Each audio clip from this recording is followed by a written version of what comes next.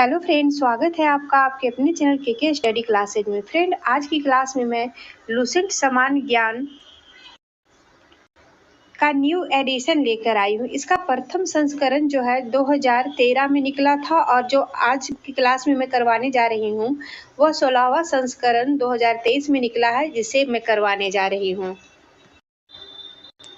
आज की लुसेंट की क्लास में हम देखेंगे कंपनी के अधीन गवर्नर जनरल, बंगाल के गवर्नर रॉबर्ट क्लाइव जो था यह 1757 से 1760 ईस्वी तक रहा था एवं पुनः इसे 1765 से 1767 ईस्वी तक फिर से इसे लाया गया। रॉबर्ट क्लाइव इसने बंगाल में द्वैध शासन की व्यवस्था की, जिसके तहत राजस्व वसूलने, सैनिक संरक्षण एवं विदेशी मामले कंपनी के अधीन थे, जबकि शासन चलाने की जिम्मेदारी नवाब के हाथों में थी। इसने मुगल सम्राट शाह आलम द्वितीय को इलाहाबाद की संधि जो 1765 में हुई थी के द्वारा कंपनी के संरक्षण में ले लिया। इस संधि के जरिए ईस्ट इंडिया कंपनी को देश की राजनीति और संवैधानिक व्यवस्था में दखल देने का अवसर मिल गया। यहीं से भारत में ब्रिटिश शासन की नींव पड़ी।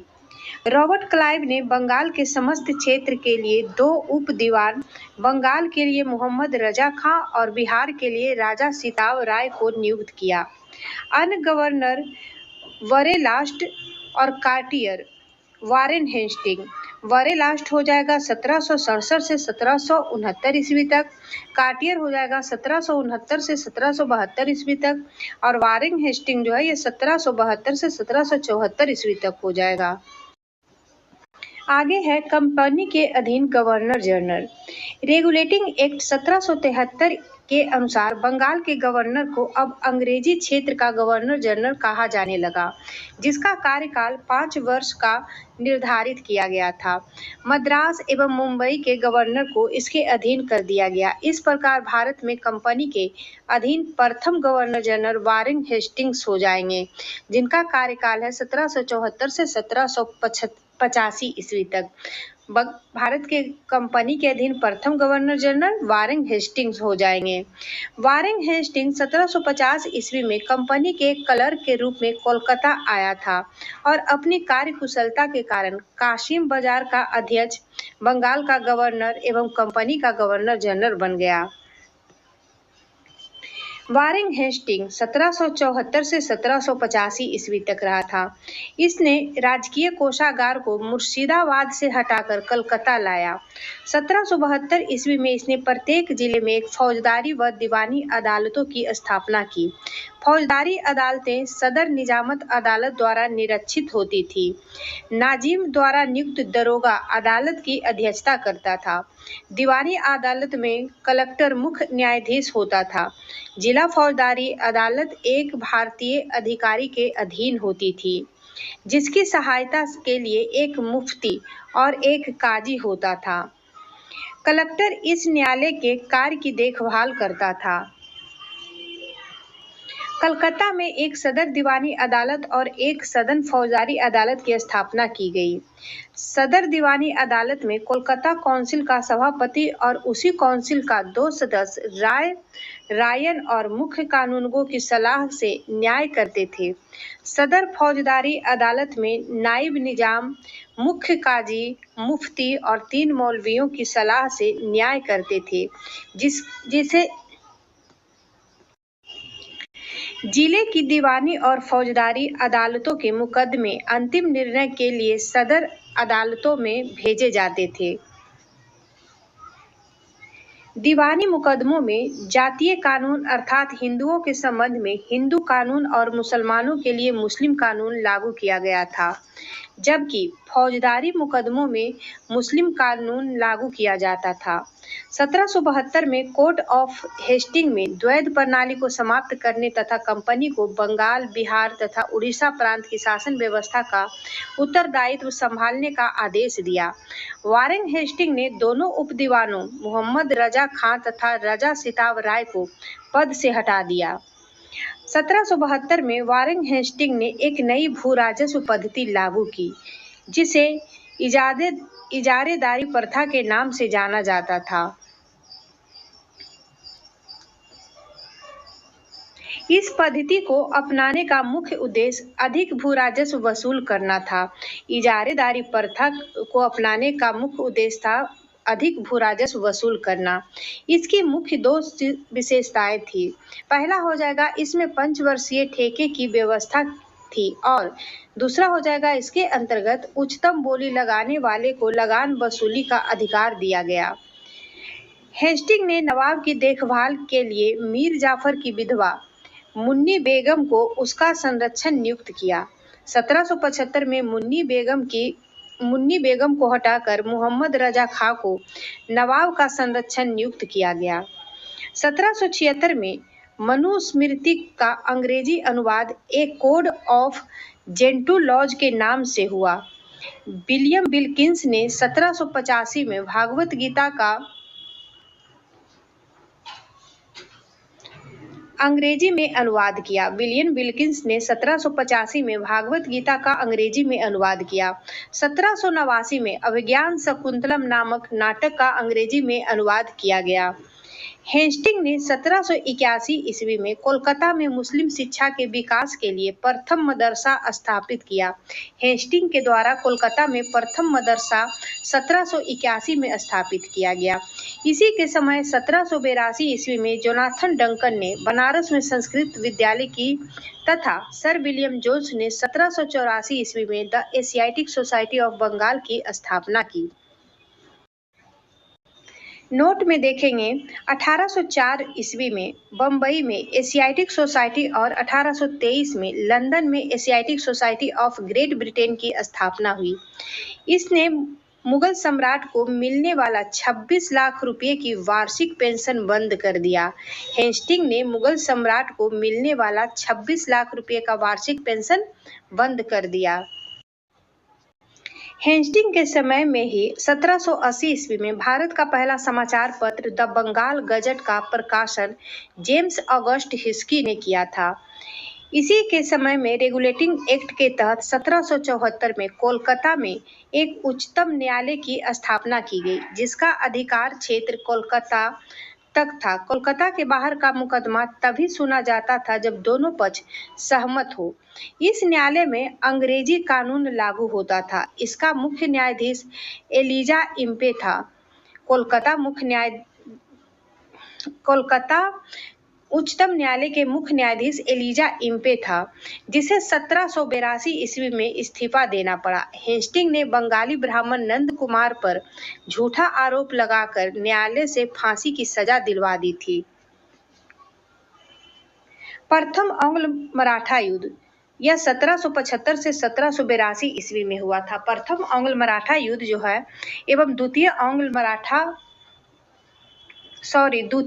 मैसूर युद्ध हो जाएगा। प्रथम आंग्ल मराठा युद्ध एवं द्वितीय आंग्ल मैसूर युद्ध वारेन हेस्टिंग के समय में ही लड़े गए थे।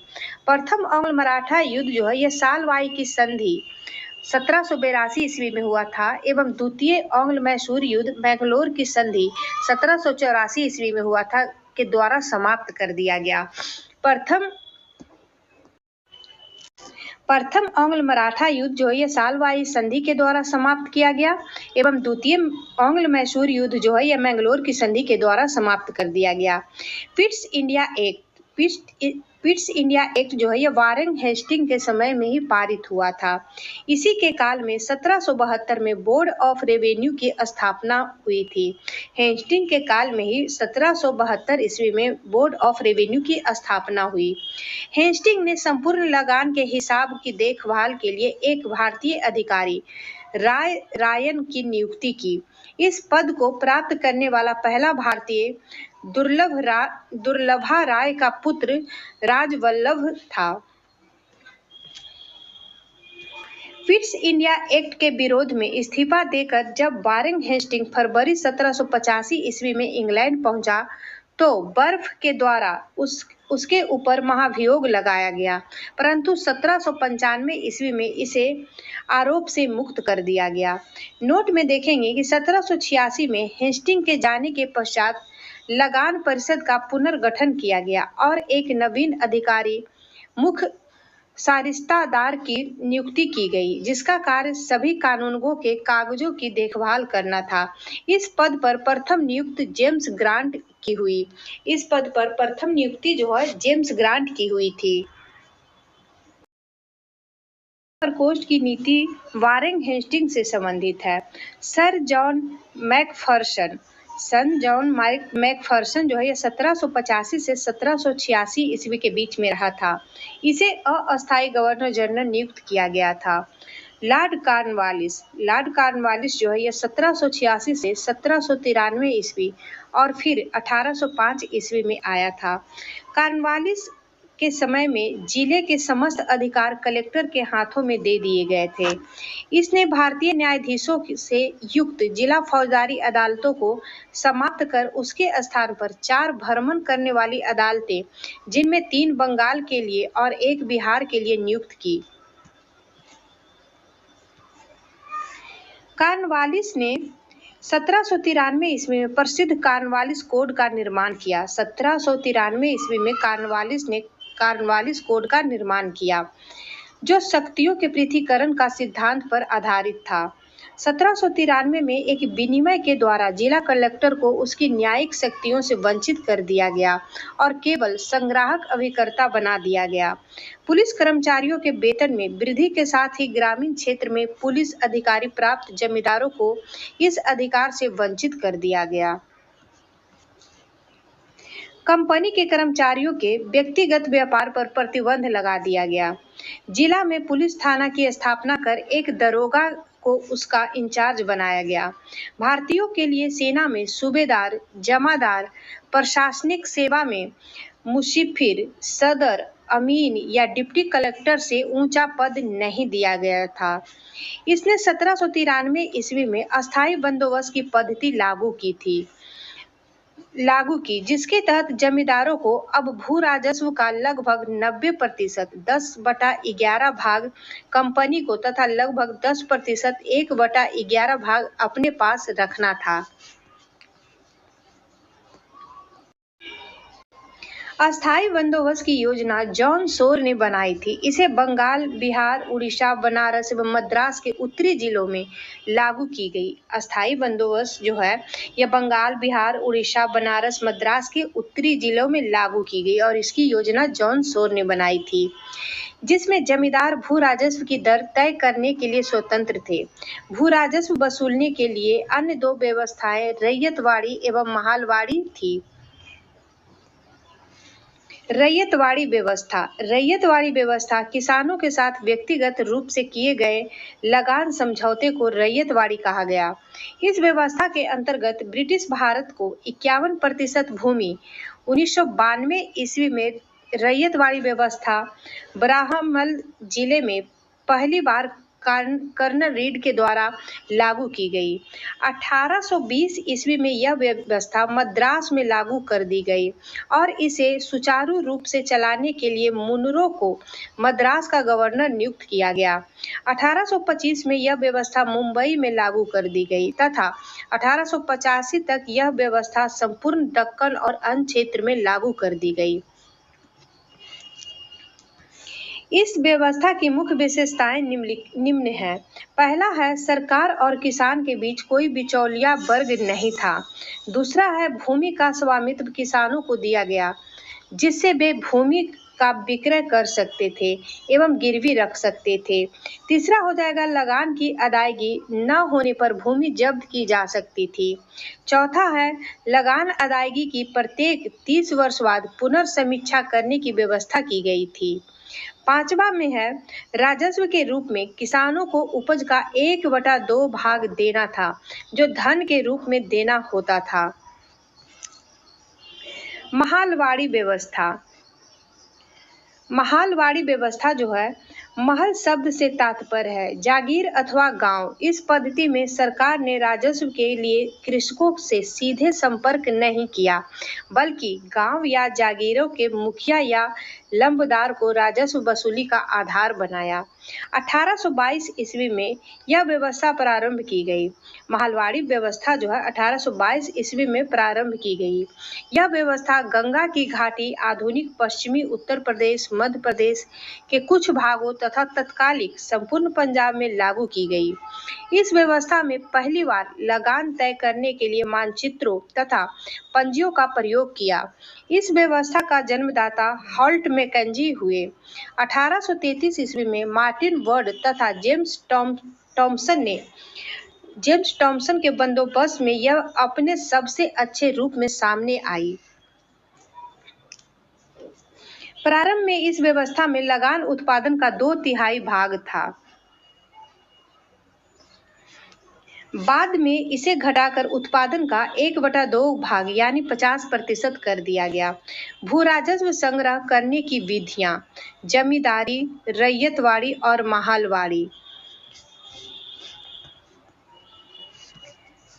जमींदारी में हो जाएगा क्षेत्रफल 99% थी और रैयतवाड़ी में 91% क्षेत्रफल हो जाएगा और महलवाड़ी में 30% क्षेत्र हो जाएगा।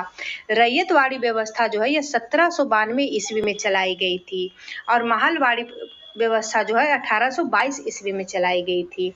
जमींदारी जो है, जमींदारी के पक्ष थे जमींदार, रैयतवाड़ी में हो जाएंगे किसान और महलवाड़ी में हो जाएगा मुखिया या लंबदार।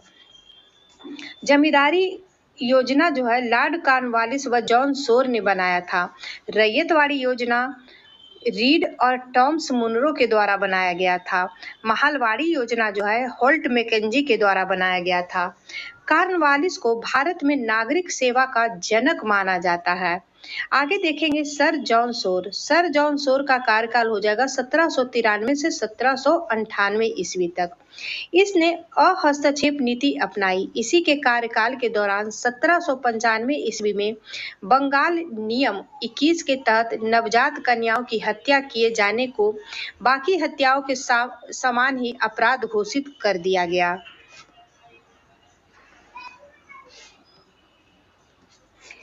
आगे है लॉर्ड वेलेजली। लॉर्ड वेलेजली जो है 1798 से 1805 ईस्वी तक रहा था। इसने सहायक संधि की पद्धति शुरू की। लॉर्ड वेलेजली ने सहायक संधि की पद्धति शुरू की। भारत में सहायक संधि का प्रयोग वेलेजली से पूर्व फ्रांसीसी गवर्नर डुप्ले ने किया था। वेलेजली से पहले फ्रांसीसी गवर्नर डुप्ले ने सहायक संधि की शुरुआत की थी। सहायक संधि करने वाले राज्य थे हैदराबाद 1798 ईस्वी में किया था। मैसूर 1799 ईस्वी में। सहायक संधि स्वीकार करने वाला प्रथम राज्य हो जाएगा हैदराबाद जो 1798 में किया था। मैसूर 1799 में हो जाएगा। तंजौर 1799 में हो जाएगा। अवध 1801 में हो जाएगा। पेशवा दिसंबर 1802 में हो जाएगा। बरार एवं भोसले दिसंबर 1803 ईस्वी में हो जाएगा। सिंधिया 1805 में हो जाएगा। एवं अनसहायक संधि करने वाले राज्य जोधपुर, जयपुर, मछेदी, बूंदी तथा भरतपुर था। नोट में देखेंगे इंदौर के होलकर ने सहायक संधि स्वीकार नहीं की थी। टीपू सुल्तान चौथे आंग्ल मैसूर युद्ध 1799 ईस्वी में मारा गया। इसके शासनकाल के दौरान 1804 ईस्वी में नियम 3 के अंतर्गत शिशु वध को बलि हत्या की तरह ही मानते हुए दंड का प्रावधान कर दिया गया। इसी ने 1800 ईस्वी में कोलकाता में नागरिक सेवा में भर्ती किए गए युवकों को प्रशिक्षित करने के लिए फोर्ट विलियम कॉलेज की स्थापना की थी। वेलेजली के द्वारा ही फोर्ट विलियम कॉलेज की स्थापना कोलकाता में की गई थी। 1854 तक अंग्रेजों को भारतीय भाषाओं का शिक्षा देने के लिए चलता था। फोर्ट विलियम कॉलेज तो जो था यह 1854 ईस्वी तक अंग्रेजों को भारतीय भाषाओं की शिक्षा देने के लिए चलता था। नोट में देखेंगे 1806 में भारत भेजे जाने वाले प्रशासकीय अधिकारियों की शिक्षा और प्रशिक्षण के लिए इंग्लैंड में हेलेबरी में एक ईस्ट इंडिया कॉलेज खोला गया, जहां नवयुवक प्रशासकीय अधिकारियों को 2 वर्ष का प्रशिक्षण देने की व्यवस्था की गई। यह स्वयं को बंगाल का शेर कहा करता था। बेलेजली स्वयं को बंगाल का शेर कहता था। लॉर्ड कॉर्नवालिस का 1805 ईस्वी का दूसरा कार्यकाल शुरू हुआ, परंतु शीघ्र ही उसकी मृत्यु हो गई। आगे है सर जॉर्ज वारले। सर जॉर्ज वारले जो है 1805 से 1807 ईस्वी तक था। 1806 ईस्वी में बेल्लौर में हुए सिपाही विद्रोह इसके काल की महत्वपूर्ण घटना है। 1806 में बेल्लौर विद्रोह जो हुआ था यह सर जॉर्ज वारले के काल में हुआ था।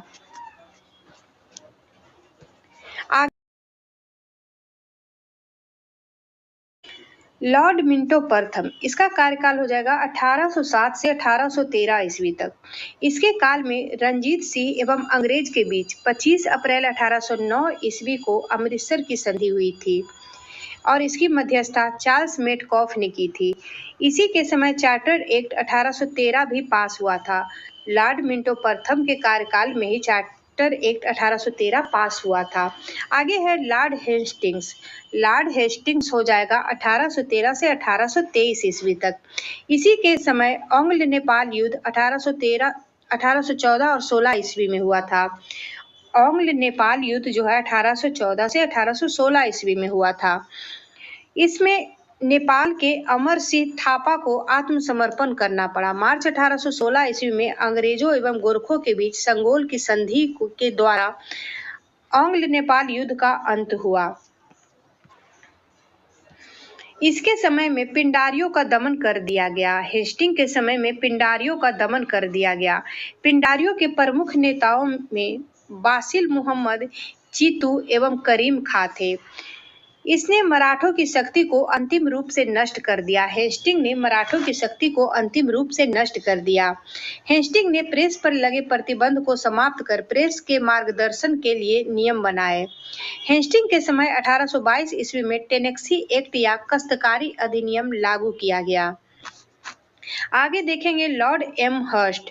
लॉर्ड एम हर्स्ट जो है 1823 से 1828 ईस्वी तक था। इसके समय में प्रथम आंग्ल बर्मा युद्ध जो है 1824 से 1826 ईस्वी तक लड़ा गया था। 1826 ईस्वी में बर्मा एवं अंग्रेज के बीच यान्डबू की संधि हुई। 1824 में बैरकपुर का सैन्य विद्रोह भी इसी के समय में हुआ था। बैरकपुर का सैन्य विद्रोह जो हो जाएगा एमहर्स्ट के समय में हुआ था। आगे देखेंगे Lord William Bentinck. Lord William Bentinck जो है 1828 से 1835 ईस्वी तक थे। 1803 ईस्वी में यह मद्रास का गवर्नर बना। लॉर्ड विलियम बेंटिंग जो है 1803 ईस्वी में मद्रास का गवर्नर बना। इसी के समय 1806 ईस्वी में माथे पर जातिया चिन्ह लगाना तथा कानों में बालियां न पहनने देना पर बेल्लोर के सैनिक ने विद्रोह किया था। 1833 ईस्वी में चार्टर एक्ट द्वारा बंगाल के गवर्नर जनरल को भारत का गवर्नर जनरल बना दिया गया। इस प्रकार भारत का पहला governor general Lord William Bentinck हुआ। लॉर्ड विलियम बेंटिंग के काल में 1803 में ये जो दिया हुआ ये बहुत ही महत्वपूर्ण क्वेश्चन यहाँ से पूछा जाता है कि माथे पर जातिया चिन्ह लगाने का पर रोक किस गवर्नर जनरल के काल में हुआ था, तो लॉर्ड विलियम बेंटिंग हो जाएगा। कानों में बालियां न पहनने देना ये किस गवर्नर जनरल के काल में हुआ था, तो ये भी लॉर्ड विलियम बेंटिंग के काल में हुआ था। बेल्लोर का सैनिक विद्रोह ये भी लॉर्ड विलियम बेंटिंग के काल में ही हुआ था। आगे देखेंगे नोट है बंगाल का प्रथम गवर्नर जनरल वारेन हेस्टिंग था। बंगाल का प्रथम गवर्नर जनरल वारेन हेस्टिंग हो जाएगा। राजा राम मोहन राय के सहयोग से बेंटिंग ने 1829 ईस्वी में सती प्रथा को समाप्त कर दिया। बेंटिंग ने इस प्रथा के खिलाफ कानून बनाकर 1829 में धारा 17 के द्वारा विधवाओं के सती होने को अवैध घोषित कर दिया। नोट में देखेंगे कि अकबर और मराठा पेशवाओं ने भी सती प्रथा पर रोक लगाने का प्रयास किया था। बेंटिंग ने कर्नल स्लीमैन की सहायता से 1830 ईस्वी में ठगी प्रथा को समाप्त कर दिया। ठग जो था यह देवी काली की पूजा करते थे। सन 1835 ईस्वी में बेंटिंग ने कोलकाता में कोलकाता मेडिकल कॉलेज की स्थापना की। कोलकाता मेडिकल कॉलेज की स्थापना 1835 ईस्वी में लॉर्ड बेंटिंग ने की थी। इसी के समय मैकाले की अनुशंसा पर अंग्रेजी को शिक्षा का माध्यम बनाया गया। मैकाले की अध्यक्षता वाले लॉ कमीशन विधि आयोग ने कानूनों के कोडीकरण का प्रयास किया। नोट में देखेंगे कि भारतीय शिक्षा पर मैकाले का कार्यवृत्त 1835 ईस्वी को भारत में पाश्चात्य शिक्षा का प्रारंभ माना जाता है। बेंटिंग ने 1831 ईस्वी में मैसूर तथा 1834 ईस्वी में कुर्ग एवं मध्य कोचर को हड़प लिया। इसने भारतीयों को उत्तरदायी पदों पर नियुक्त किया। इसके समय में भारतीयों को प्रदान किए गए उच्चतम पद जो था वो हो जाएगा सदर अमीन का, जिसे 700 रुपया प्रति माह तनख्वाह मिलती थी। सदर अमीन को 700 रुपया प्रति माह तनख्वाह मिलती थी। बेंटिंग के समय कंपनी के 1833 के चार्टर्ड एक्ट के द्वारा यह निश्चित किया गया कि धर्म, जाति, रंग अथवा जन्म के आधार पर किसी व्यक्ति को कंपनी की सेवा में प्रवेश करने से नहीं रोका जाएगा। बेंटिंग ने शिशु बालिका की हत्या पर भी प्रतिबंध लगाया। आगे है चार्ल्स मेटकॉफ। चार्ल्स मेटकॉफ जो है 1835 से 1836 तक था। इसने अपने 1 वर्ष के कार्यकाल में प्रेस पर से नियंत्रण हटाया, इसीलिए इसे भारतीय प्रेस का मुक्तिदाता कहा जाता है। भारतीय प्रेस का मुक्तिदाता चार्ल्स मेटकॉफ को कहा जाता है। आगे है लॉर्ड ऑकलैंड। लॉर्ड ऑकलैंड जो है ये 1836 से 1842 ईस्वी तक है। इसके समय में सबसे महत्वपूर्ण घटना है प्रथम एंग्लो अफगान युद्ध। प्रथम एंग्लो अफगान युद्ध जो है 1839 से 1842 ईस्वी तक है। 1839 ईस्वी में इसने कोलकाता से दिल्ली तक ग्रैंड ट्रंक रोड का मरम्मत करवाया था। ऑकलैंड के समय में ही भारतीय विद्यार्थियों को डॉक्टरी की शिक्षा हेतु विदेश जाने की अनुमति ब्रिटिश संसद ने प्रदान की थी। आगे है लॉर्ड एलनबरो। लॉर्ड एलनबरो जो है यह 1842 से 1844 ईस्वी तक रहा था। एलनबरो के समय में ही प्रथम एंग्लो अफगान युद्ध समाप्त हुआ था। सिंध को अगस्त 1843 ईस्वी में पूर्ण रूप से ब्रिटिश साम्राज्य में मिला लिया गया। सिंध विजय के विषय में नेपियर का कथन है कि वह अफगानी तूफान की पूछ थी। वह अफगानी तूफान की पूछ थी। यह किसका कथन है? तो ये नेपियर का कथन है। दास प्रथा का उन्मूलन एलनबरो ने किया था। 1843 के एक्ट 5 के द्वारा इसने स्वामियों को अपने दासों पर दावा करने के लिए न्यायालय जाने से वंचित कर दिया। नोट में देखेंगे कि रविवार की छुट्टी की शुरुआत 1843 ईस्वी में लॉर्ड एलनबरो के काल में ही हुआ था। रविवार की छुट्टी 1843 से लॉर्ड एलनबरो के काल में ही शुरू किया गया था। आगे है लॉर्ड हार्डिंग जो 1844 से 1848 ईस्वी तक था। हार्डिंग के काल की सबसे महत्वपूर्ण घटना थी प्रथम एंग्लो सिख युद्ध जो 1845 से 1846 ईस्वी तक चला था। इसमें अंग्रेज विजयी हुआ था। इसने नर बलि प्रथा पर प्रतिबंध लगाया। हार्डिंग ने नर बलि प्रथा पर प्रतिबंध लगाया। आगे है लॉर्ड डलहौजी। लॉर्ड डलहौजी जो है 1848 से 1856 ईस्वी तक था। द्वितीय एंग्लो सिख युद्ध 1848 से 1849 ईस्वी में लड़ा गया था तथा पंजाब का ब्रिटिश शासन में विलय 29 मार्च 1849 को हुआ। जगत प्रसिद्ध सिख राज्य का प्रसिद्ध हीरा कोहिनूर महारानी विक्टोरिया को भेज दिया गया। द्वितीय एंग्लो सिख युद्ध के दौरान 3 युद्ध लड़े गए थे। प्रथम रामनगर का युद्ध 16 नवंबर 1848 ईस्वी को अनिर्मित था। दूसरा हो जाएगा चिलियावाला का युद्ध 13 जनवरी 1849 ईस्वी को, यह भी अनिर्मित था। तीसरा युद्ध हो जाएगा गुजरात में जो चिनाब नदी के किनारे लड़ा गया था और यह 12 मार्च 1849 ईस्वी को हुआ था, जिसमें सिख बुरी तरह से पराजित हुए। द्वितीय एंग्लो बर्मा युद्ध और 1852 ईस्वी में लोअर बर्मा युद्ध एवं पीगू को अंग्रेजी राज में मिला लिया गया।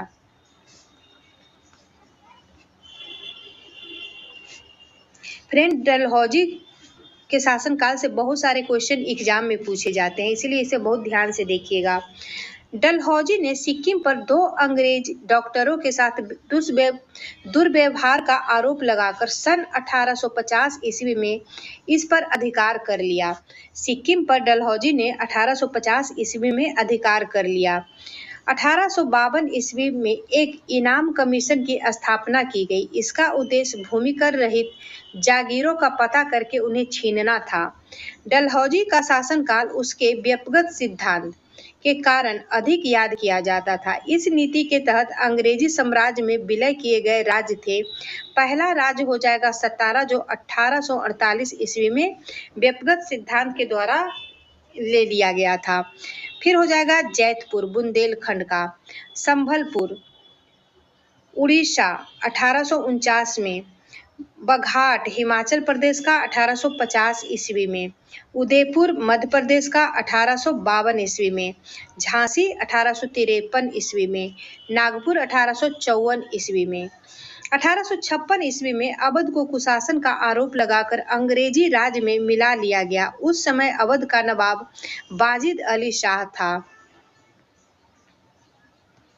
नोट में देखेंगे 18वीं शताब्दी में अवध राज का संस्थापक सआदत खां था। 1856 ईस्वी में इसने तोपखाने का मुख्यालय को कोलकाता से मेरठ स्थानांतरित किया। डलहौजी ने 1856 में तोपखाने का मुख्यालय जो है कोलकाता से मेरठ स्थानांतरित किया और सेना का मुख्यालय शिमला में स्थापित किया। शिक्षा संबंधी सुधार में डलहौजी ने 1854 ईस्वी में वुड डिस्पैच को लागू किया। इसके अनुसार जिलों में एंग्लो वर्नाकुलर स्कूल, प्रमुख नगरों में सरकारी कॉलेज तथा लॉर्ड कैनिंग के समय में 1857 ईस्वी में तीनों प्रेसिडेंसियों कोलकाता, मद्रास एवं मुंबई में एक एक विश्वविद्यालय स्थापित किए गए एवं साथ ही प्रत्येक प्रदेश में एक शिक्षा निदेशक नियुक्त किया गया। डलहौजी को भारत में रेलवे का जनक माना जाता है। इसी के समय भारत में पहली बार 16 अप्रैल 1853 ईस्वी को मुंबई से थाने के बीच कुल 34 किलोमीटर प्रथम रेल चलाई गई थी। सन 1854 ईस्वी में नया पोस्ट ऑफिस एक्ट पारित हुआ और भारत में पहली बार डाक टिकट का प्रचलन प्रारंभ हुआ। इसने पृथक रूप से भारत में पहली बार सार्वजनिक निर्माण विभाग की स्थापना की। 1854 ईस्वी में एक स्वतंत्र विभाग के रूप में लोक सेवा विभाग की स्थापना की गई। डलहौजी के समय 1853 में कोलकाता एवं आगरा के बीच पहली बार बिजली से संचालित तार सेवा शुरू की गई। डलहौजी ने शिमला को ग्रीष्मकालीन राजधानी बनाया। 1853 के चार्टर्ड एक्ट के द्वारा कंपनी के संचालन मंडल से कंपनी के प्रशासनिक अधिकारियों की नियुक्ति का अधिकार वापस ले लिया गया और 1853 से ही अधिकारियों की नियुक्ति के लिए प्रतियोगी परीक्षा की व्यवस्था की गई, जिसके लिए उम्र सीमा 18 से 23 वर्ष रखी गई थी। नोट में देखेंगे सत्येंद्र नाथ टैगोर पहले भारतीय थे जिन्होंने 1863 ईस्वी में लंदन में हुई सिविल सेवा परीक्षा में सफलता प्राप्त की थी। 1922 ईस्वी में इलाहाबाद भारत में एवं लंदन दोनों स्थानों पर साथ साथ सिविल सेवा परीक्षा का आयोजन हुआ। पहले भारतीय हो जाएंगे सत्येंद्र नाथ टैगोर जिन्होंने सिविल सेवा परीक्षा पास की थी 1863 ईस्वी लंदन में। डलहौजी ने नर बलि प्रथा को रोकने का भी प्रयास किया। आगे देखेंगे लॉर्ड कॉर्नवालिस, आगे है लॉर्ड कैनिंग। लॉर्ड कैनिंग जो है 1856 से 1862 ईस्वी तक रहा। यह भारत में कंपनी द्वारा नियुक्त अंतिम गवर्नर जनरल तथा ब्रिटिश साम्राज्य के अधीन नियुक्त भारत का प्रथम वायसराय था। इसके समय से ही सबसे महत्वपूर्ण घटना थी सन 1857 ईस्वी का ऐतिहासिक विद्रोह। कैनिंग के समय में ही सन 1857 का ऐतिहासिक विद्रोह हुआ था। इसी विद्रोह के बाद प्रशासनिक सुधार के अंतर्गत भारत का शासन कंपनी के हाथों से सीधे ब्रिटिश सरकार के नियंत्रण में ले लिया गया। कैनिंग के समय 1861 में उच्च न्यायालय अधिनियम बनाया गया, जिसके अनुसार पुरानी सुप्रीम कोर्ट और सदर अदालतों को समाप्त कर दिया गया तथा कोलकाता, मद्रास तथा मुंबई में एक एक उच्च न्यायालय की स्थापना की गई। नोट में देखेंगे 1866 में आगरा में एक उच्च न्यायालय की स्थापना की गई, जिसे 1875 में इलाहाबाद स्थानांतरित कर दिया गया। कैनिंग के समय में ही 1856 ईस्वी में विधवा पुनर्विवाह अधिनियम स्वतंत्र रूप से लागू हुआ। विधवा पुनर्विवाह अधिनियम के समय 1815 द्वारा विधवा विवाह को वैध करार देते हुए पैदा होने वाले बच्चे को वैध माना गया। भारत में पहला कानूनी विधवा विवाह कोलकाता में 7 दिसंबर 1856 ईस्वी को ईश्वर चंद्र विद्यासागर की प्रेरणा और देखरेख में संपन्न हुआ। 1856 में पैतृक संपत्ति से संबंधित जो कानून बनाया गया, उसके अनुसार यह निश्चित किया गया कि धर्म परिवर्तन करने पर किसी व्यक्ति को उसकी पैतृक संपत्ति से वंचित नहीं किया जाएगा। 1857 ईस्वी में कैनिंग के समय में ही महालेखा परीक्षक पद का सृजन किया गया। स्वतंत्रता के बाद नियंत्रक एवं महालेखा परीक्षक कहलाया। स्वतंत्रता के बाद इसे नियंत्रक एवं महालेखा परीक्षक के नाम से जाना गया। भारत शासन अधिनियम 1858 ईस्वी के तहत मुगल सम्राट के पद को समाप्त कर दिया गया। कैनिंग के समय में ही 1858 ईस्वी में मुगल सम्राट के पद को समाप्त कर दिया गया। मैकाले के द्वारा प्रारूपित दंड संहिता को 1858 ईस्वी में कानून बना दिया गया तथा 1859 ईस्वी में अपराध विधान संहिता लागू की गई। व्यक्तिगत सिद्धांत यानी राज विलय की नीति को समाप्त कर दिया गया। 1861 ईस्वी में इंडियन काउंसिल एक्ट पारित हुआ तथा पोर्टफोलियो प्रणाली लागू हुई। 1861 में इंडियन काउंसिल एक्ट पारित हुआ तथा पोर्टफोलियो प्रणाली को लागू किया गया। आगे है लॉर्ड एलिंगन, जो 1862 से 1863 ईस्वी तक था। इसने बहावी आंदोलन का दमन किया। 1863 ईस्वी में धर्मशाला, हिमाचल प्रदेश में इसकी मृत्यु हो गई। आगे है लॉर्ड लॉरेंस, जो 1864 से 1869 ईस्वी तक थे।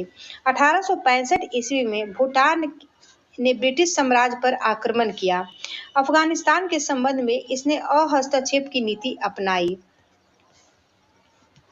जिसे शानदार निष्क्रियता के नाम से जाना जाता है। इसी के समय में उड़ीसा में सन 1866 ईस्वी में तथा बुंदेलखंड एवं राजपूताना में 1868 से 1869 ईस्वी में भीषण अकाल पड़ा।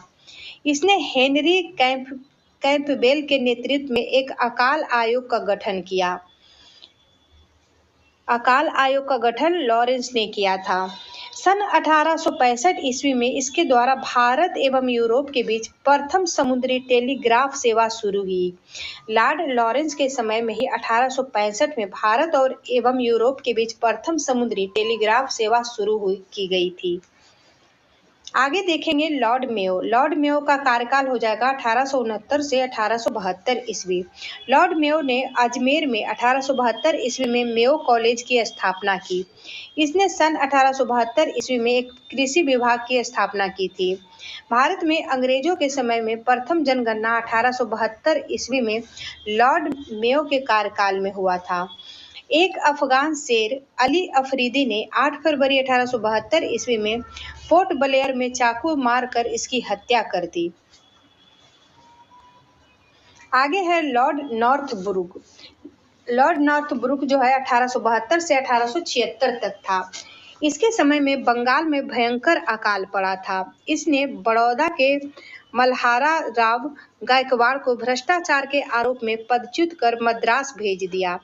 लॉर्ड नॉर्थब्रुक ने यह घोषणा की, मेरा उद्देश्य करों को हटाना तथा अनावश्यक वैधानिक कार्रवाइयों को बंद करना है। पंजाब का प्रसिद्ध कूका आंदोलन जो है नॉर्थब्रुक के समय में हुआ था। इसी के समय में स्वेज नहर खुल जाने से भारत एवं ब्रिटेन के बीच व्यापार में वृद्धि हुई थी। आगे है लॉर्ड लिटन। लॉर्ड लिटन का कार्यकाल हो जाएगा 1876 से 1880 ईस्वी। लॉर्ड लिटन एक प्रसिद्ध उपन्यासकार, निबंध लेखक एवं साहित्यकार था। साहित्यकाश में इसे ओवेन मेरिडिथ के नाम से जाना जाता था। लिटन को साहित्यकाश में ओवेन मेरिडिथ के नाम से जाना जाता था। इसके समय में मुंबई, मद्रास, हैदराबाद, पंजाब, मध्य भारत आदि में भयंकर अकाल पड़ा था।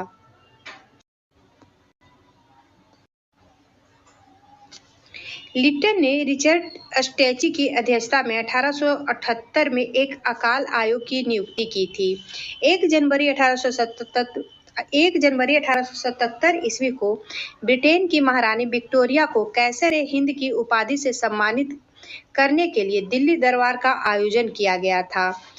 मार्च 1878 ईस्वी में लिट्टन ने भारतीय समाचार पत्र अधिनियम वर्नाकुलर प्रेस एक्ट पारित कर भारतीय समाचार पत्रों पर कठोर प्रतिबंध लगा दिया, विशेषकर राष्ट्रवादी समाचार पत्र सोम प्रकाश पे का प्रतिनिधित्व करने के लिए। सोम प्रकाश पे ही वर्नाकुलर प्रेस एक्ट लगाया गया था। इस कानून में प्रावधान था कि अगर किसी अखबार में कोई आपत्तिजनक चीज छपती है तो सरकार उसकी प्रिंटिंग प्रेस सहित सारी संपत्ति जब्त कर सकती है। नोट में देखेंगे कि पायनियर अखबार ने वर्नाकुलर प्रेस एक्ट 1878 का समर्थन किया था।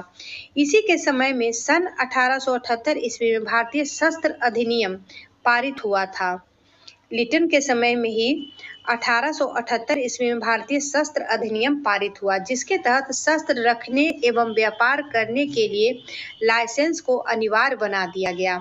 इसने सिविल सेवा परीक्षाओं में प्रवेश की अधिकतम आयु सीमा को 21 से घटाकर 19 वर्ष कर दी। लिट्टन ने सिविल सेवा परीक्षाओं में अधिकतम आयु सीमा 21 वर्ष से घटाकर 19 वर्ष कर दी।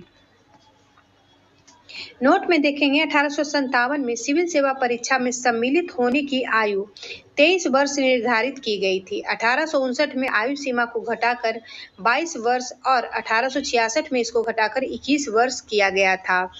लिट्टन ने अलीगढ़ में एक मुस्लिम एंग्लो प्राच्य महाविद्यालय की स्थापना की थी। आगे है लॉर्ड रिपन। लॉर्ड रिपन का कार्यकाल हो जाएगा 1880 से 1884 ईस्वी तक।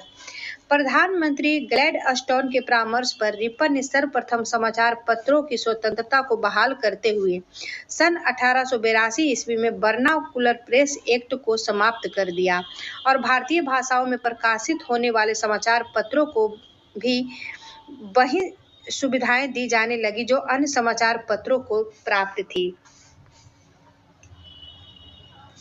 इसने सिविल सेवा में प्रवेश की अधिकतम आयु सीमा को 19 वर्ष से बढ़ाकर 21 वर्ष कर दी। लिट्टन ने 21 वर्ष से 19 वर्ष की थी और रिपन ने 19 वर्ष से 21 वर्ष कर दी। इसने स्थानीय स्वशासन की शुरुआत की। 18 मई 1882 ईस्वी को स्थानीय स्वशासन संबंधी एक कानून बनाया, जिसके आधार पर विभिन्न प्रांतों में 1883 से 1885 के मध्य स्थानीय स्वशासन संबंधी कानून बनाए गए। इसके समय में ही भारत में सन 1881 ईस्वी में सर्वप्रथम नियमित जनगणना करवाई गई। तब से लेकर अब तक प्रत्येक 10 वर्ष के अंतराल पर जनगणना की जाती है। रिपन के कार्यकाल में ही 1881 में सर्वप्रथम नियमित जनगणना कराई गई थी। 1881 की जनगणना में हैदराबाद और राजपूताना को नहीं जोड़ा गया था। नोट में देखेंगे भारत में पहली बार जनगणना सन 1872 ईस्वी में हुई, परंतु इसमें भारत ने संपूर्ण भागों का प्रतिनिधित्व नहीं हुआ था। लगभग 20% भाग इसमें छूट गया। लगभग 20% भारत का भाग इसमें छूट गया था। रिपन के द्वारा ही सन 1881 ईस्वी में प्रथम कारखाना अधिनियम लाया गया। इसमें 7 वर्ष से कम आयु के बच्चे को काम करने पर प्रतिबंध लगा दिया गया और 7 से 12 वर्ष के श्रमिकों के लिए 9 घंटे से अधिक कार्य कराना जाना प्रतिबंधित कर दिया गया। यह एक्ट चाय, कॉफी एवं नील की खेती पर लागू नहीं थी।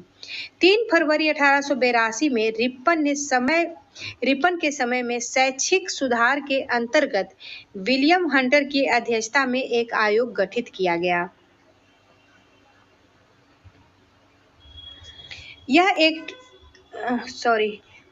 आयोग गठित किया गया, यहाँ तक तो पढ़ लिए थे, जो भारत में प्रथम शिक्षा आयोग था। इसमें व्यावसायिक शिक्षा पर बल दिया गया। 2 फरवरी 1883 को यूरोपियों के विरुद्ध भारतीय न्यायाधीशों द्वारा मुकदमे की सुनवाई के लिए इरवर्ट विधेयक प्रस्तुत किया गया, लेकिन यूरोप वासियों के प्रबल विरोध के कारण इसे वापस लेना पड़ा। अंग्रेजों द्वारा इस विधेयक के विरोध में किए गए विद्रोह को श्वेत विद्रोह के नाम से जाना जाता है। फ्लोरेंस नाइटिंगेल ने रिपन को भारत के उद्धारक के रूप की संज्ञा दी थी। फ्लोरेंस नाइटिंगेल आगे है लॉर्ड डफरिन। लॉर्ड डफरिन जो है 1884 से 1888 ईस्वी तक था। इसके समय तृतीय एंग्लो बर्मा युद्ध जो 1885 से 88 में हुआ था और बर्मा को अंतिम रूप से अंग्रेजी राज में मिला लिया गया। इसी समय Bengal tenancy act, Awadh tenancy act तथा पंजाब टेनेसी एक्ट पारित हुआ था। डफरिन के समय में ही बंगाल टेनेसी, अवध टेनेसी और पंजाब टेनेसी एक्ट पारित हुआ था। इसके समय की सबसे महत्वपूर्ण घटना थी 28 दिसंबर 1885 ईस्वी को मुंबई में ए.ओ. ह्यूम के नेतृत्व में भारतीय राष्ट्रीय कांग्रेस की स्थापना। भारतीय राष्ट्रीय कांग्रेस की स्थापना जो है 28 दिसंबर 1885 को डफरिन के कार्यकाल में ही हुआ था। आगे देखेंगे लॉर्ड लैंसडौन। लॉर्ड लैंसडौन का कार्यकाल हो जाएगा 1888 से 1894 ईस्वी। भारत और अफगानिस्तान के मध्य सीमा रेखा डुरंड रेखा का निर्धारण इसी के समय में हुआ था।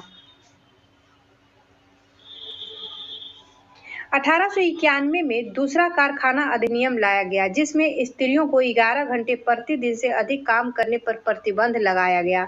साथ ही सप्ताह में एक दिन छुट्टी की व्यवस्था की गई।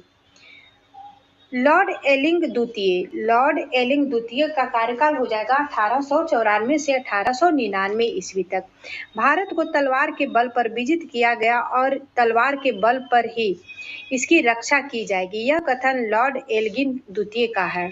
1895 से 1898 ईस्वी के मध्य उत्तर प्रदेश, बिहार, पंजाब एवं मध्य प्रदेश में भयंकर अकाल पड़ा। लॉर्ड कर्जन जो है यह 1899 से 1905 ईस्वी तक रहा। लॉर्ड कर्जन 1899 से 1905 ईस्वी तक रहा। 1899 में कर्जन ने भारतीय टंकन और पत्र मुद्रण अधिनियम पारित कराकर अंग्रेजी स्वर्ण मुद्रा को भारत की कानूनी मुद्रा घोषित कर दिया। शासन की कार्यक्षमता के आधार पर लॉर्ड कर्जन ने रिपन द्वारा स्थापित स्थानीय स्वशासन की प्रणाली पर आघात किया और 1899 में कोलकाता कॉर्पोरेशन अधिनियम बनाया। कर्जन ने सन 1901 ईस्वी में सर कॉलिंग स्टॉक मॉनक्रिफ की अध्यक्षता में एक सिंचाई आयोग, थॉमस रॉबर्टसन की अध्यक्षता में एक रेलवे आयोग और 1902 में सर एंड्रयूज फ्रेजर की अध्यक्षता में एक पुलिस आयोग एवं सर टॉमस रैले की अध्यक्षता में एक विश्वविद्यालय आयोग की स्थापना की। 1904 ईस्वी में भारतीय विश्वविद्यालय अधिनियम पास किया गया। इसने सर एंटनी मैकडोनाल्ड की अध्यक्षता में एक अकाल आयोग का गठन किया एवं सैन्य अधिकारियों के प्रशिक्षण के लिए क्विटो में एक कॉलेज की स्थापना की। प्राचीन स्मारक संरक्षण अधिनियम 1904 ईस्वी के द्वारा कर्जन ने भारत में पहली बार ऐतिहासिक इमारतों की सुरक्षा एवं मरम्मत की ओर ध्यान दिया। इस कार्य के लिए कर्जन ने भारतीय पुरातत्व विभाग की स्थापना की। कर्जन के समय 1904 ईस्वी में सहकारी उधार समिति अधिनियम बनाया गया जिसके द्वारा सहकारी समितियों की स्थापना करके किसानों की उचित ब्याज पर रुपया कर्ज देने की व्यवस्था की गई। इसने कृषि बैंक भी खुलवाए। कर्जन ने कृषि बैंक भी खुलवाया। इसने 1901 ईस्वी में कृषि इंस्पेक्टर जनरल की नियुक्ति की। इसके समय 1905 ईस्वी में पूसा में एक कृषि अनुसंधान संस्थान खोली गई। कर्जन के समय ही पहली बार प्रत्येक प्रांत और केंद्र स्तर पर एक निर्देश के अधीन एक पृथक गुप्तचर विभाग की स्थापना की गई। गुप्तचर विभाग की स्थापना कर्जन के समय में ही की गई थी। लॉर्ड कर्जन के समय में किचनर परीक्षण को सैनिक प्रशिक्षण में शामिल करके सेना की युद्ध क्षमता को बढ़ावा गया। इसी के कार्यकाल के दौरान कोलकाता में विक्टोरिया मेमोरियल हॉल का निर्माण हुआ। कर्जन के कार्यकाल में ही विक्टोरिया मेमोरियल हॉल का निर्माण कोलकाता में किया गया। कर्जन के भारत विरोधी कार्यों में सर्वाधिक महत्वपूर्ण कार्य था 1905 ईस्वी में बंगाल का विभाजन। 19 जुलाई 1905 ईस्वी को बंगाल विभाजन के निर्णय की घोषणा शिमला में की गई। शिमला में इसका प्रारूप प्रकाशित किया गया था। सितंबर 1905 में इसे सम्राट ने भी स्वीकृति दे दी। 16 अक्टूबर 1905 को इस बंगाल विभाजन की योजना को लागू किया गया। बंगाल को दो प्रांतों में बांट दिया गया। एक होगा पूर्वी बंगाल और असम प्रांत, दूसरा हो जाएगा पश्चिम बंगाल और पूर्वी बंगाल का मुख्यालय ढाका में बनाया गया। पूर्वी बंगाल का लोक गवर्नर जो है ब्लूमफील्ड फ्लोरर को पश्चिम बंगाल का लोक गवर्नर एंड्रूस फ्रेजर को बनाया गया। गवर्नर जनरल की कार्यकारिणी के सैनिक सदस्य के अधिकारों के प्रश्न पर कर्जन का प्रधान सेनापति किचनर से मतभेद हो गया, जिसमें भारत सचिव ने किचनर का पक्ष लिया। इससे असंतुष्ट होकर अगस्त 1905 में लॉर्ड कर्जन ने त्यागपत्र दे दिया। लॉर्ड मिंटो द्वितीय, ये हो जाएगा 1905 से 1910 तक। लॉर्ड मिंटो द्वितीय के समय में आगा खां एवं सलीम उल्लाह खां के द्वारा ढाका में 1906 ईस्वी में मुस्लिम लीग की स्थापना की गई। 1907 में कांग्रेस के सूरत अधिवेशन में कांग्रेस का विभाजन हो गया। इसके शासनकाल में 1907 ईस्वी में आंग्ल एवं रूसी प्रतिनिधि मंडलों के बीच बैठक हुई। समाचार पत्र अधिनियम प्रेस एक्ट 1908 में पारित हुआ। बाल गंगाधर तिलक की राजद्रोह के आरोप में 22 जुलाई 1908 ईस्वी को गिरफ्तारी एवं 6 वर्ष की सजा हुई। गवर्नर जनरल की काउंसिल के सदस्य के रूप में एसपी सिन्हा की नियुक्ति की गई। मुसलमानों के लिए अलग निर्वाचन व्यवस्था मार्ले मिंटो सुधार अधिनियम 1909 के द्वारा किया गया था। आगे है लॉर्ड हार्डिंग द्वितीय, जो 1910 से 1916 ईस्वी तक था। इसके समय में ब्रिटेन के राजा जॉर्ज पंचम भारत आया। 12 दिसंबर 1911 ईस्वी में दिल्ली में एक भव्य दरबार का आयोजन हुआ। यहाँ पर बंगाल विभाजन को रद्द करने की घोषणा की गई एवं भारत की राजधानी कोलकाता से दिल्ली स्थानांतरित करने की घोषणा की गई। 1912 ईस्वी में दिल्ली भारत की राजधानी बने। इसी के समय गोपाल कृष्ण गोखले ने 1910 एवं 1911 में अनिवार्य एवं निःशुल्क प्राथमिक शिक्षा प्रारंभ करने के लिए इंपीरियल लेजिस्लेटिव काउंसिल में विधेयक प्रस्तुत किया। 23 दिसंबर 1912 ईस्वी को लॉर्ड हार्डिंग पर दिल्ली में बम फेंका गया। इसके लिए अनुशीलन समिति उत्तरदायी था। हार्डिंग बम कांड दिल्ली षड्यंत्र केस के रूप में प्रसिद्ध है। इसमें 13 व्यक्तियों को अभियुक्त बनाया गया था, जिसमें मास्टर अमीर चंद, दीनानाथ, भाई बालमुकुंद, बालराज मैला, बसंत कुमार एवं अवध बिहारी को गिरफ्तार किया गया। इसमें 4 लोगों को फांसी तथा 2 लोगों को 7 वर्ष की सजा मिली। दीनानाथ सरकारी गवाह बन गया था। इसमें मुख्य भूमिका निभाने वाले रास बिहारी बोस जापान भाग गए थे। इसी के समय 28 जुलाई 1914 को प्रथम विश्व युद्ध प्रारंभ हुआ। इसी के शासनकाल में फिरोज शाह मेहता ने बॉम्बे क्रॉनिकल एवं गणेश शंकर विद्यार्थी ने प्रताप का प्रकाशन किया। 1916 ईस्वी में लॉर्ड हार्डिंग को बनारस हिंदू विश्वविद्यालय का कुलाधिपति नियुक्त किया गया। आगे है लॉर्ड चेम्सफोर्ड, जो 1916 से 1921 तक था। कांग्रेस के लखनऊ अधिवेशन 1916 में कांग्रेस का एकीकरण हुआ एवं मुस्लिम लीग के साथ समझौता हुआ। 1916 ईस्वी में पूना में महिला विश्वविद्यालय की स्थापना हुई। इसके काल में 1917 ईस्वी में शिक्षा पर सैंडलर आयोग का गठन हुआ। 1917 में सैंडलर आयोग का गठन हुआ था। 20 अगस्त 1917 के सुधारों की घोषणा को मॉन्टेग्यू घोषणा के नाम से जाना जाता है। लोक सेवाओं की परीक्षा इंग्लैंड एवं भारत में एक साथ कराने की संस्तुति मॉन्टेग्यू चेम्सफोर्ड रिपोर्ट के द्वारा की गई थी। चेम्सफोर्ड के काल में ही 1919 ईस्वी में रॉलेट एक्ट पारित हुआ था। इसी के काल में 13 अप्रैल 1919 को जलियांवाला बाग हत्याकांड हुआ। खिलाफत आंदोलन एवं गांधी जी का असहयोग आंदोलन इसी के समय में प्रारंभ हुआ था। तृतीय अफगान युद्ध इसी के समय में हुआ था। अक्टूबर 1920 में मानवेंद्र नाथ राय एम.एन. रॉय ने भारतीय कम्युनिस्ट पार्टी ताशकंद समूह का गठन किया था। 1920 ईस्वी में एम.एन. रॉय ने भारतीय कम्युनिस्ट पार्टी का गठन ताशकंद में किया था।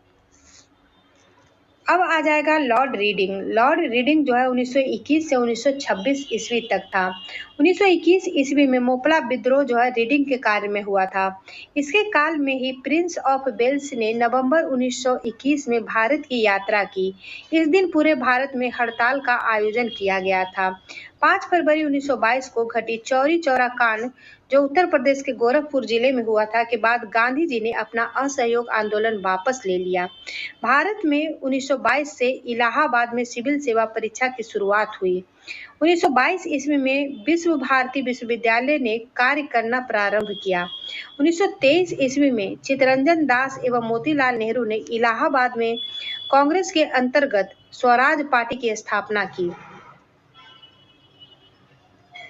1923 ईस्वी के चुनाव में इस दल को मध्य प्रांत एवं बंगाल में पूर्ण बहुमत मिला। 1925 ईस्वी में प्रसिद्ध आर्य समाजी राष्ट्रवादी नेता स्वामी श्रद्धानंदन की हत्या कर दी गई। अब आ जाएगा लॉर्ड इरविन। लॉर्ड इरविन का कार्यकाल हो जाएगा 1926 से 1931 ईस्वी तक। 3 फरवरी 1928 को साइमन कमीशन मुंबई पहुंचा। लाला लाजपत राय की मृत्यु के बदले में भारतीय चरमपंथियों द्वारा दिल्ली के असेंबली हॉल में 1929 ईस्वी में बम फेंका गया। लाहौर जेल में जतिन दास ने 13 जुलाई 1929 को भूख हड़ताल शुरू की। वह भूख हड़ताल के कारण 64वें दिन 13 सितंबर 1929 को उनकी मृत्यु हो गई। भूख हड़ताल का कारण भारतीय एवं अंग्रेज कैदियों के बीच व्यवहार में किया जाने वाला भेदभाव था। 1929 ईस्वी में कांग्रेस के लाहौर अधिवेशन में पूर्ण स्वराज का लक्ष्य निर्धारित किया गया और 26 जनवरी 1930 को स्वतंत्रता दिवस मनाने की घोषणा की गई। सविनय अवज्ञा आंदोलन के दौरान महात्मा गांधी को 5 मई 1930 ईस्वी को गिरफ्तार कर लिया गया। 25 जनवरी 1931 को वायसराय इरविन बिना कोई शर्त के उन्हें रिहा कर दिया। 12 नवंबर 1930 ईस्वी में लंदन में प्रथम गोलमेज सम्मेलन हुआ। इस सम्मेलन में कांग्रेस भाग नहीं लिया। 4 मार्च 1931 को गांधी इरविन समझौते पर हस्ताक्षर किया गया और साथ ही सविनय अवज्ञा आंदोलन को स्थगित किया गया। नोट में देखेंगे, वायसराय भवन वर्तमान में राष्ट्रपति भवन जो है में रहने वाले पहले व्यक्ति लॉर्ड इरविन थे। वर्तमान में राष्ट्रपति भवन में रहने वाले प्रथम व्यक्ति हो जाएंगे लॉर्ड इरविन। इस भवन के निर्माण में 17 वर्ष लगे थे और 1931 में इसका उद्घाटन हुआ। इस भवन का वास्तुकार सर एडविन लुटियंस और हार्वर्ड बेकर था। राष्ट्रपति भवन का वास्तुकार हो जाएगा सर एडविन लुटियंस और हार्वर्ड बेकर। आगे देखेंगे लॉर्ड वेलिंगटन। लॉर्ड वेलिंगटन का कार्यकाल हो जाएगा 1931 से 1936। इसके समय में लंदन में 7 सितंबर से 1 दिसंबर 1931 तक द्वितीय गोलमेज सम्मेलन का आयोजन हुआ। इस सम्मेलन में कांग्रेस ने भी भाग लिया। कांग्रेस का प्रतिनिधित्व गांधी जी ने किया। दूसरे गोलमेज सम्मेलन की असफलता के बाद गांधी जी ने 3 जनवरी 1932 को दोबारा सविनय अवज्ञा आंदोलन प्रारंभ किया। 16 अगस्त 1932 को रैमजे मैकडोनाल्ड ने विवादास्पद सांप्रदायिक पंचायत की घोषणा की। इसके अनुसार दलितों को हिंदुओं से अलग मानकर उन्हें अलग प्रतिनिधित्व देने को कहा गया और दलित वर्ग के लिए अलग निर्वाचन मंडल का प्रावधान किया गया। इससे गांधी जी बहुत दुखी हुए और उन्होंने इसे हटाने के लिए आमरण उपवास आरंभ कर दिया। अंत में एक समझौता हुआ जिसे प्रायः पूना समझौता कहते हैं, किया गया, जिसमें दलित वर्गों के लिए साधारण वर्गों में ही सीटों का आरक्षण किया गया। पूना समझौता 24 सितंबर 1932 ईस्वी को हुआ था। 17 नवंबर से 24 दिसंबर 1932 ईस्वी तक लंदन में तृतीय गोलमेज सम्मेलन का आयोजन हुआ। कांग्रेस ने इसमें भाग नहीं लिया। बिहार में 1934 ईस्वी में भयंकर भूकंप आया। भारत सरकार अधिनियम 1935 पास किया गया। इस अधिनियम ने ब्रिटिश भारत में प्रांतीय स्वशासन शुरू की गई। लॉर्ड वेलिंगटन ने कांग्रेस के मुंबई अधिवेशन 1915 ईस्वी में हिस्सा लिया था। इस अधिवेशन की अध्यक्षता सर सत्येंद्र प्रसन्न सिन्हा ने किया था। आगे है लॉर्ड लिनलिथगो, जिसका कार्यकाल हो जाएगा 1936 से 1943 ईस्वी। इसके समय में पहली बार चुनाव कराए गए। कांग्रेस ने 11 में से 8 प्रांत बॉम्बे, मद्रास, बिहार, संयुक्त प्रांत, मध्य प्रांत, उड़ीसा और उत्तर सीमांत प्रांत एवं असम में अपनी सरकारें बनाई। प्रथम 6 प्रांत में कांग्रेस को स्पष्ट बहुमत मिली थी। बंगाल, असम, उत्तर पश्चिमी सीमांत प्रांत, पंजाब और सिंध में कांग्रेस को पूर्ण बहुमत नहीं मिला था। 1 सितंबर 1939 ईस्वी को द्वितीय विश्व युद्ध प्रारंभ हुआ। ब्रिटिश सरकार ने बिना भारतीय से पूछे भारत को भी युद्ध में झोंक दिया। कांग्रेस ने इसका विरोध करते हुए नारा दिया, न कोई भाई न कोई पाई, और इसने अपने द्वारा शासित प्रांतों के सभी मंत्रिमंडलों से त्यागपत्र दे दिया। 1 मई 1939 को सुभाष चंद्र बोस ने फॉरवर्ड ब्लॉक नाम की एक नई पार्टी की स्थापना की। मार्च 1940 में लीग के लाहौर अधिवेशन में पहली बार पाकिस्तान की मांग की गई। इस प्रस्ताव का प्रारूप सिकंदर हयात खां ने बनाया था और फजलुल हक ने प्रस्तुत किया। खलील कुंजमा ने इसका समर्थन किया था। 8 अगस्त 1940 को अगस्त प्रस्ताव अंग्रेजों द्वारा लाया गया। मार्च 1942 में क्रिप्स मिशन भारत आया। कांग्रेस और मुस्लिम लीग दोनों ने क्रिप्स मिशन प्रस्ताव को अस्वीकार कर दिया। पंडित जवाहरलाल नेहरू ने मौलाना आजाद क्रिप्स मिशन के साथ कांग्रेस के आधिकारिक वार्ताकार थे। 9 अगस्त 1942 को कांग्रेस ने भारत छोड़ो आंदोलन प्रारंभ किया। भारत छोड़ो आंदोलन को अगस्त क्रांति के नाम से भी जाना जाता है। 1943 ईस्वी में बंगाल में भयंकर अकाल पड़ा। आगे है लॉर्ड बेवल। लॉर्ड बेवल का कार्यकाल हो जाएगा 1944 से 1947। वायसराय बेवल ने 25 जून 1945 को शिमला में एक सम्मेलन बुलाया। इस सम्मेलन में कांग्रेस प्रतिनिधि मंडल का नेतृत्व अबुल कलाम आजाद ने किया था। गांधी जी ने सम्मेलन में भाग नहीं लिया, यद्यपि वे शिमला में उपस्थित रहे। सम्मेलन के दौरान मुस्लिम लीग द्वारा यह शर्त रखी गई कि वायसराय की कार्यकारिणी परिषद में नियुक्त होने वाले सभी मुस्लिम सदस्यों का चयन वह स्वयं करेगी। मुस्लिम लीग का यह अड़ियल रुख 14 जुलाई तक बना रहा। अतः बेवेल 14 जुलाई 1945 को सम्मेलन के विफलता की घोषणा की। 1945 में बनी क्लीमेंट एटली की अध्यक्षता वाली लेबर पार्टी की सरकार द्वारा की गई प्रथम कार्यवाही के अंतर्गत भारत में आम चुनाव कराया गया। दिसंबर 1945 में घोषित चुनाव परिणामों के केंद्रीय विधानसभा तथा प्रांतीय विधानमंडलों में कांग्रेस को पर्याप्त बहुमत मिला। केंद्रीय विधानसभा में कांग्रेस को निर्वाचन क्षेत्र में 91.3% मत मिले। मुस्लिम लीग ने सभी मुस्लिम सीटें जीत ली। प्रांतीय विधानमंडल में कांग्रेस को मुंबई, मद्रास, संयुक्त प्रांत बिहार, उड़ीसा, मध्य प्रांत में पूर्ण बहुमत मिला। मुस्लिम लीग को बंगाल तथा सिंध में बहुमत मिला।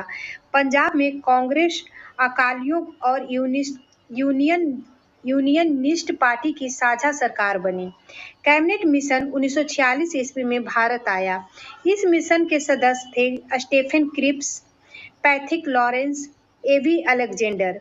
20 फरवरी 1947 में प्रधानमंत्री लॉर्ड क्लीमेंट एटली लेबर पार्टी के थे ने हाउस ऑफ कॉमन्स में यह घोषणा की कि जून 1948 ईस्वी तक प्रभु सत्ता भारतीयों के हाथ में दे देंगे।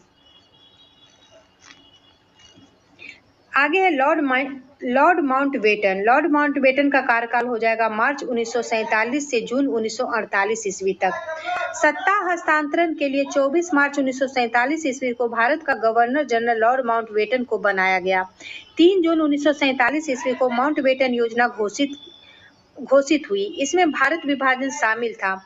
4 जुलाई 1947 को ब्रिटिश संसद ने एटली द्वारा भारतीय स्वतंत्रता विधेयक प्रस्तुत किया गया, जिसे 18 जुलाई को स्वीकृति मिली। विधेयक के अनुसार भारत और पाकिस्तान 2 स्वतंत्र राष्ट्र की घोषणा की गई। 15 अगस्त 1947 ईस्वी को भारत स्वतंत्र हुआ। स्वतंत्र भारत का प्रथम गवर्नर जनरल लॉर्ड माउंटबेटन हुआ। नोट में देखेंगे, स्वतंत्र भारत के प्रथम एवं अंतिम भारतीय गवर्नर जनरल चक्रवर्ती राजगोपालाचारी हो जाएंगे। इनको शॉर्ट में लिखा जाता है सी राजगोपालाचारी। फ्रेंड, इसी के साथ आज का लूसेंट से कंपनी के अधीन गवर्नर जनरल का क्लास यहीं समाप्त होता है। वीडियो अच्छा लगे तो लाइक शेयर सब्सक्राइब कीजिएगा। Thank you.